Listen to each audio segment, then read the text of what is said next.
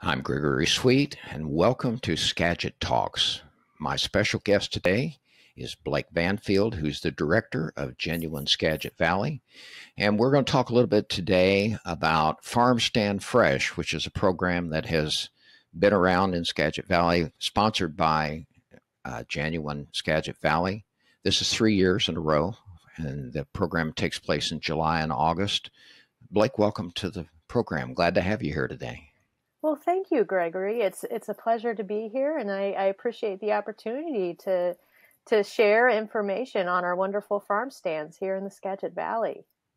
Give me a little idea, and our listeners too, if you can, about what went into forming this and how many different farm stands are participating and what parts of Skagit Valley are the farm stands available for both locals and tourists. Sure. Well, great questions. To back up a bit in history to answer the question on how did Genuine Skagit Valley come about, and hence Farmstand Fresh. Genuine Skagit Valley entered the public sphere in 2019. However, it was years of stakeholder involvement and collaboration and many partnerships between the public and private sector, which really did help create Genuine Skagit Valley as a place-based marketing program in order to support the visibility of our agricultural community. As we all know, our farms here are incredible. They're very special. It's a valuable part of our heritage and economy. And with Genuine Skagit Valley, we certify our Skagit grown and made agricultural goods and services. And how many are participating in this program this year, Blake? The program in general, of course, we're open to many people and businesses and producers in the community. We have a membership currently that's at 85. However, of that, within the farm stands, we have 17 farm stands participating this year. It's our third year. When we first started, we had 12. So I'm very excited to be able to include more. And one thing that is special this year is that we opened it up to our shellfish producers. Many have stands and markets. And of course, you can't have a farm stand in the middle of our beautiful ocean here. So being able to have them and they bring those products in that are grown right here in our Skagit waters. Otherwise, we have farm stands that also to go back to one of your questions of is where are they located? They're located well across the entire Skagit Valley. So LaConner, Conway, Big Lake, Cedro-Woolley, over into Bow Edison, Mount Vernon. Really, you can crisscross the countryside and see everything. We have such a beautiful valley here in the Skagit Valley, designated a scenic agriculture corridor. So not only do we grow some of the largest output of products in the United States, but also it's beautiful to look at as well, and for tourists to go through and locals alike to do that. Are you seeing a lot more participation from locals this year as we're starting to somewhat pull away from the pandemic? The pandemic, believe it or not, encouraged our locals to shop for and connect with our farmers, and especially it was nice to visit these open air environments that I think many people appreciated at the time. And so we did see a large number of our local residents pivot and change their shopping habits a little bit to support our local farmers. What we hope to see is that continues. Not only do we have a growing visitor population that is really beginning to appreciate and discover what agriculture does and brings to our neck of the woods here, but it's also an incredible opportunity for those that live here, just within a few mile radius of their homes, to access locally grown foods. And these foods are amazing. That part of my job is easy. It's everything here that's grown and sold is of such good quality and diversity. I personally appreciate them as well. There's a lot of them that I visit myself, and sometimes it's exciting when something's not right at the stand and they just turn around and walk out into the field and pick it for you, Yes. which is amazing, you know. It is. It is. I was just at one of our stands the other day that grows just beautiful berries, and they had just been picked about 3 hours prior to getting there, and that freshness is something we have it everywhere here. So let's take advantage of it. Absolutely. Let's also let everyone know that they can get more information by going to your website, which is genuineskagitValley.com. And there is a link there for Farmstand Fresh that will take them to who all the participants are in Skagit Valley and where they're located. I noticed there was a map on there that showed where they were as well. Yeah, yeah. Visitors are welcome to go to a page that says Explore Skagit, and you can customize the map in order to pull all of the farm stands and create driving routes throughout the valley. And one thing I would like to note about the program is we really appreciate and support our restaurants and our local chefs and culinarians. So for those that visit a farm stand, they can sign up to connect with one of our local chefs or culinarians, and we call them chef chats. But they're a 15-minute one-on-one Zoom, and those that are buying and using and cooking with our Skagit foods can get some kitchen inspiration from one of our chefs. And That's it's open to everybody. That's fantastic. And they can access that link on your website? No, they have to go to a farm stand. So in order to sign up, the only way to do so is in person and at a farm stand. And those farm stands, the 17 participating ones, are listed on our website. Excellent. I like the idea that I knew that, you know, there were a lot of local restaurants that were using locally produced food, but I didn't realize this connection. This sounds wonderful, especially if you can get some tips. Yeah. We all get in our cooking ruts, and sometimes it's just nice to get some other ideas.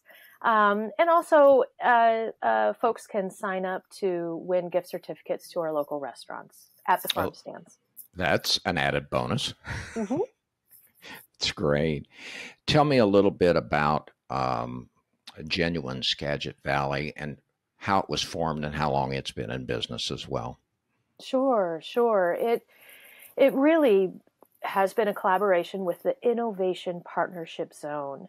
The Washington State Department of Commerce designated the Skagit Valley as an Innovation Partnership Zone, and I'll refer to it as IPZ. And there are several of those throughout the state of Washington, led by the Port of Skagit, and also involved with this is the City of Mount Vernon, WSU, the Northwest Agricultural Business Center. Also, private industry, farmers all participated in this IPZ in order to create support for value-added agriculture here in the Skagit Valley. How can we raise the profile, the reputation, as well as expound upon the terroir that is here? As we all know, Skagit has the top 2% of soils in the world. It's really, the Delta is an incredible place to live, but also to grow food. It's very valuable. And part of my job when I came on board in 2019 was to first help people pronounce Skagit. And then after that, we move into sharing the good word about our incredible crops and foods here. I love that you pointed out about the pronunciation of the word Skagit. Yeah. I can't tell you. I've heard Skagit many times. Oh, yeah. My friends around the United States, when they see that, the first thing they do is pronounce it incorrectly. It's always funny. That's good. Yeah, so once we move past that, we help educate our not only with it locally, but regionally and ultimately nationally and worldwide is the goal of this program. We did do survey work in 2017 that found that less than 50% of Puget Sound residents even knew of one crop grown here in Skagit. And we grow over 80 commercial crops. So we have a really good opportunity for education and awareness. You certainly do. I I enjoy, I mean, so many people that do know about Skagit Valley are primarily introduced to it through the Tulip Festival, but Mm-hmm. not necessarily be aware of how much of a breadbasket Skagit Valley really is. That's a great way to describe it. We have a high season. It's the springtime with the tulips, and then also the fall with the pumpkins, harvest festivals. And Farmstand Fresh is an effort to keep Skagit agriculture on people's radar for much of the year. So come visit our farms, shop at our farms throughout the year. And that's one of the reasons why we launched this campaign in 2020 was, really, I mean, come July, August, there still is so much to see and do and experience and taste here. It's fantastic. There are 17 different farm stands that are participating this year in Farmstand Fresh. That is part of Genuine Skagit Valley. And the map and the participating farmers, and also, as you said, flowers, meats, berries, and now shellfish as well this year are available to ascertain where they are, who they are, and and even sign up for those cooking little tips that come about at each individual stand.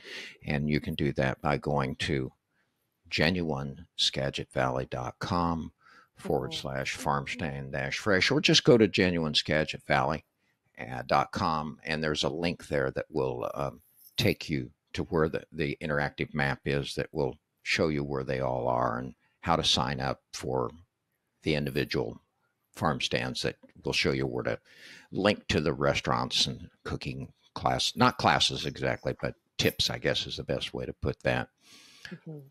What's next? What's next? Well, we are also in an effort to increase awareness of our Skagit farmers. We are launching the Genuine Skagit Valley Pantry, which is a consolidated display of our Skagit foods, and that's in partnership with the Skagit Valley Food Co-op. So that is what's coming up next. That's exciting, it really is. It sounds like a major program that'll benefit Skagit Valley with the pantry. I am thrilled that you came on our show today, Blake. I really am. And to talk about that, let me go ahead and introduce you one more time. Blake Vanfield, who's the director of Genuine Skagit Valley. And the website where you can get more information on Farmstand Fresh is at genuineskagitValley.com. And there's a link there that will take you to Farmstand Fresh. This is the third year in a row where the participants are in July and August, and connecting farmers and growers directly to locals and tourists. Blake, thank you so much for joining me here today. All righty. Thank you, Gregory. I appreciate it. This is Gregory Sweet with Skagit Talks.